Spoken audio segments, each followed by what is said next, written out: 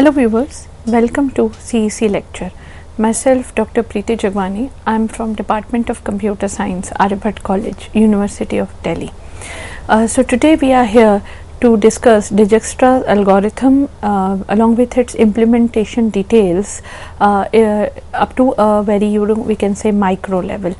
So I welcome you all to this lecture.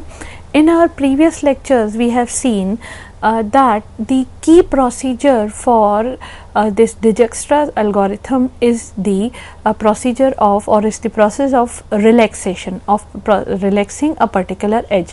Now let us understand that what does this relaxation mean. So basically in our initialization process we have set the upper bound on the weight for every vertex or for every edge, we can say to be infinity, and we have set the predecessors of or parent of the vertices as nil. So relaxation process here says we need to repeatedly decrease an upper bound which we have already set on the actual shortest path weight for each vertex until the upper bound equivalent the shortest path weight. Unless we found the shortest path weight, we need to keep on decreasing that upper bound. And for this, how are we going to decrease? So basically we are maintaining an attribute d of v which represents that upper bound on the weight of the shortest path from the source S to V.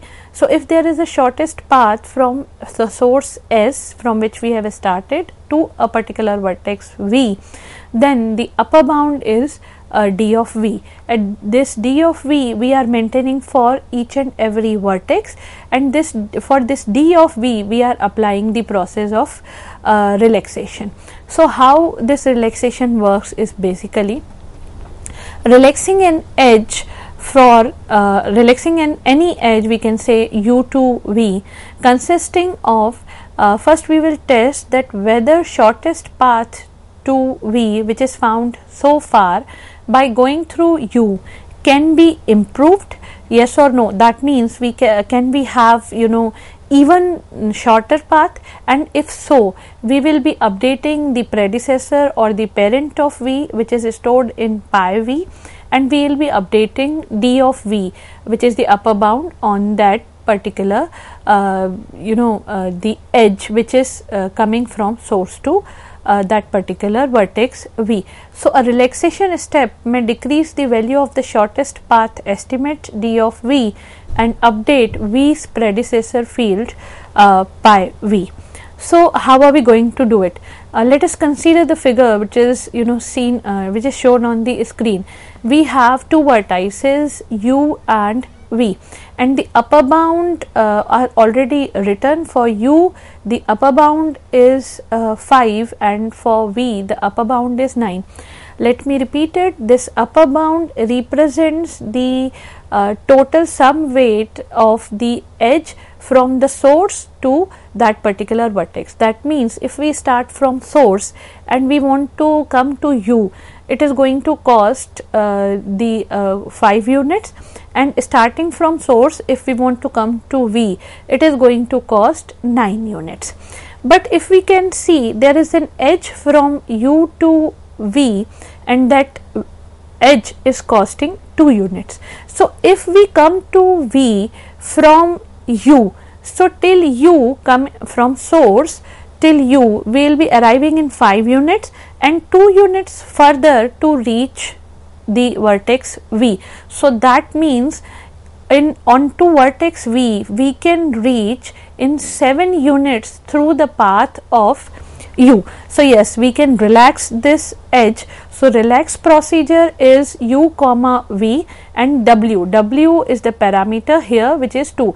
So we will be giving u is 5, v is 9 and w is 2. So after relaxing this edge, because for arriving to V, we are in a position to reduce the we can say total cost. So we will prefer the path through U, and now for V the limit has been reached to 7, that means 5 till U plus 2 which is through U. So now we will be taking the path to V through U, which is 5 plus 2, and it gives us 7. Because my V dot D, which is the upper limit on the V, is greater than U dot D plus weight of U comma V, that means 9 is greater than 5 plus 2. So prior to the relaxation we can update the value of V dot D because it is going to decrease. Now let us see another example in which U is having same weight, same D which is 5, UV is having same weight which is 2, and then we have V as 6. Now even after coming to V, even after arriving onto the V, after coming through U, we will not be able to gain anything because U plus U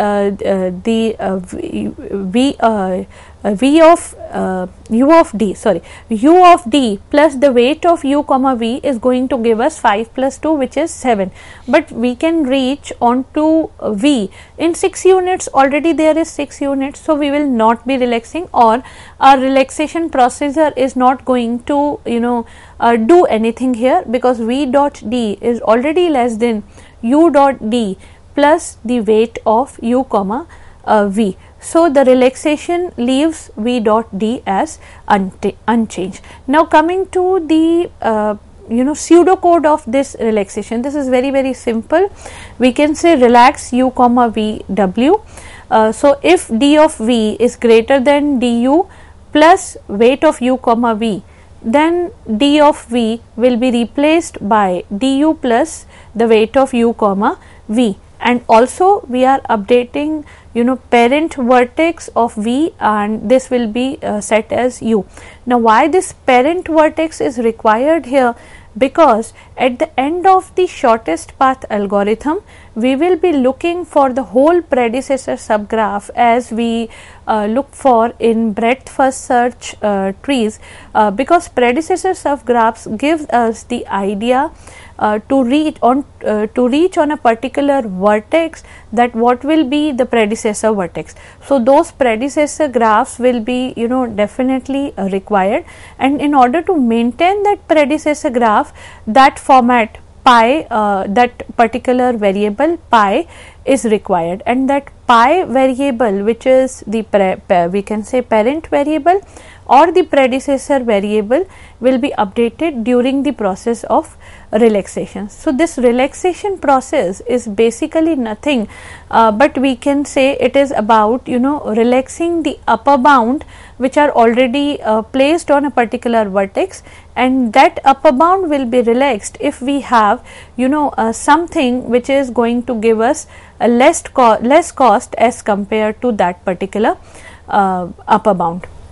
So here we have seen two examples, one in which we are relaxing the edge because that is going to give us the bound which the minimum the bound which is lesser than the already available one, and in another process we have seen the process of relaxation which is not doing anything because it is not solving any purpose, in the sense that it is not going to give us the value which is lesser than already available bound. So in this way relaxation process occurs, and relaxation process is the key process of your Dijkstra's algorithm. Now let us consider the graph which is available, which is shown on the screen. That graph is having 5 vertices, and we need to apply Dijkstra algorithm on this particular graph with source vertex as S. So we have 5 vertex S, A, B, C and D, and we this is a directed graph, and we have a weighted directed graph. We have weights which are shown on the particular edges. So S to B is 7, and then B to C is 1, and then so on and so forth. Please notice here that we are having some information which is written inside the circles showing the vertices. So that information is nothing but the we can say that upper limit of the weight, or the upper limit of in which is going to be relaxed during the process of relaxation. So initially we can say that d of v for every vertex v except the source vertex S has been fixed as infinity. For S it has been fixed as 0, because we are going to start from S. Now fixing 0 for S is going to solve a logical purpose in we can say during the extract min procedure of priority queue. Now see, at first step of initialization we have 5 vertices which are S, A, B, C and D. D of V is infinity for every vertex, while for S it is 0. Predecessor for all the vertices is nil. At present we don't have any predecessor, we have not fixed any predecessor. So predecessor node is the node through which we are going to fall on that particular V. So at present we don't know that how are we going to arrive on B or how are we going to arrive on C. So for present situation we have fixed as nil. And one color attribute is white for all. This color attribute is going to solve the purpose that what are the vertices which are already visited, which are already relaxed, and what are the vertices which are not visited. All these vertices are placed inside a priority queue with D of V as their key. So priority queue is having 5 elements S, A, B, C and D, with key of S as 0, while the key of other vertices has been set as infinity. And now the moment we call extract min for this priority queue, so among the available keys we have 0 for S and infinity for others. So minimum obviously here is 0. So we will be starting our process from the source vertex S, and this is what the requirement is. So initially we have set the D of the source vertex as 0. Now D of source vertex has been set as 0. Now the moment D of source vertex has been set as 0, we will look for the adjacency list of S. So adjacency list of S, if you can see, is having 2 vertices, one is A, another one is B. So what is the cost on by which we can reach B through S? So presently considering S, we have only one path, so 7 is the cost. So we have updated D of V as D of B as 7, and looking at the path from S to A, we have updated it as 2, because that is the weight of the edge from S to A. And now we will further see that whether we will be able to be in a position to relax these limits further. So presently we can say for S we have D of V as 0, for A it is 2, for B it is 7. Also predecessor vertices for A and B, predecessor vertex has been fixed as S, and as we have processed X, that means during the process of extract min, that S has been taken out of the priority queue. So that's why color has been color of vertex S has been made black. This is this you can observe in this particular figure, that S has been colored as black to to keep a record that whatever vertices have been processed and taken out of the priority queue. Looking at the situation of the priority queue, we can say now we have only 4 vertices which are A, B, C and D, with A and B having D of V as 2 and 7 respectively, C and D not updated yet, so infinity.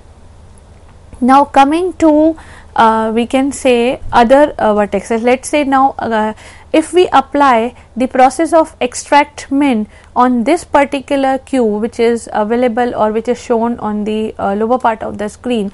So extract min here is going to give me A, which is the minimum, which is the element with the minimum value or minimum key as 2. So now we will be starting we will be removing this A in the process of extract min.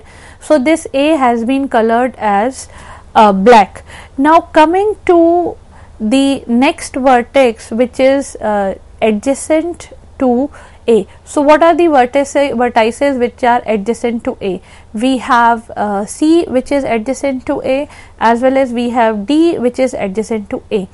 Now coming to the edge between A and D, that edge is having the weight 5. So till A we will be reaching in 2 units, then A to D we will be reaching in 5 more units. So earlier it was infinity, but now we are relaxing this edge AD and we are updating that particular V of D from infinity to 7. Similarly for C, if you can see, this has been updated to 10 because coming till A is 2 and then from A to C it is 8 units. So 2 plus 8 gives us 10, which is less than, obviously less than infinity. The earlier information which is written on C was V of D was infinity, and now we have relaxed the edge AC and we have got 10 here. So A being the minimum, we have seen the adjacency list, C and D we have worked upon, and so we have B also. B is also available in the adjacency list of A, and earlier please understand it was having 7 as the V of D. So in the previous figure, if you can see, it is written 7 inside the vertex of B, but here we have found, we can say, a cheaper path to reach to B through A. So from S we will come to A in 2 units, and from A we will be reaching to B in another 3 units, which is the edge AB having the cost of 3. So 2 plus 3 gives us 5. So here also we have relaxed the upper limit of 7 and now it is 5. So now we have basically in this process, in this step, we have relaxed all the edges which are leading to B from A, leading to C from A, and leading to D from A. We have relaxed all. C and D were earlier having infinity, now updated to 10 and 7 respectively, while B earlier was having 7 and now it has been updated to 5. So this was the process of relaxation. After updating the information in the whole scenario, we can say D of V has become for B it has become 5, for C it is 10, for D it is 7, and similarly the predecessors has been updated for all the all in the sense B, C, D, all the 3 vertices has been A, because now we have found a cheaper path to reach to B, to C and to D through A. Also A has been processed, it has been extracted from the priority queue, so that it has been colored as black instead of white. So B, C, D are still in queue, so their color is still white. And looking at the situation of priority queue, we can see we have B, C, D with the DV values as 5, 10 and 7. Now again, if we apply extract min on this, applying extract min is going to give me the vertex B with the key value 5. We will look for the adjacency list of B. Adjacency list of B comprises of A, comprises of C also. So coming to C, if we can watch here, we have weight D of V as 5, while the earlier D of V for the vertex C was 10, but now, so earlier we were able to reach to C through A, which is from S to A is 2 units and from A to C is 8 units. So 10 was there, but now if we can look for another path which is through B, so till B we have 5 and then 5 plus 1 which is from B to C. So 5 to C is again 5 plus 1 6. So we are relaxing the limit of 10 to 6 as D of C, we can say, while considering the vertex A which is also available in the adjacency list of B. So A is reachable from source in 2 units, that already is in 2 units, and from B if we try to reach to A, that is going to encounter a cost of 5 plus 2 as 7. So that means here we will not relax the edge, because we are not in a position to compress that upper bound which was already 2. The new bound is coming as 7, so we are not looking for the higher upper bound, so we will not relax it. So similarly, after this, B with the minimum key priority value, adjacency list A and C, we will work on A and C and update the information. So please notice we have not updated any information for A, because A is still we can say best reachable through S in 2 units, while C has become kind of easily reachable or cheaply reachable through predecessor B in 6 unit. Earlier this information was 10 units and it was through A. Now B has also been processed, so within priority queue we are left with only 2 vertexes, which is C and D. So C is having D of V as 6, while D is having D of V as 7. So again extract min is going to give me C, so we are going to process the vertex C. Looking at the adjacency list of C, we are having only one vertex which is D, and that is already reachable in we can say 7 units. But let's say if we try to relax the edge CD, what is happening?